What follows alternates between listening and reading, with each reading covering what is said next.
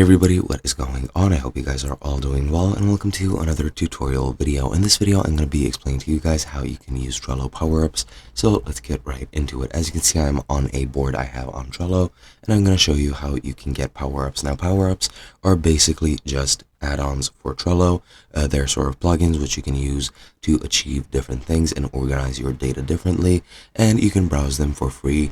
I'm pretty sure most of them are free. Some might be for the premium version. However, you do have a free trial if you're interested in trying out before subscribing. So yeah, once you're in your board, just go into the power ups icon in the top, then click add power ups, and here you can search for whichever power ups you want.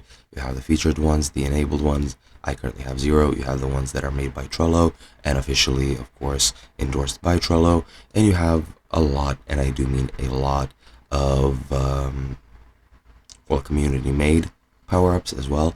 So all you have to do is just click add, and then you can add it to your cards or use it in a board.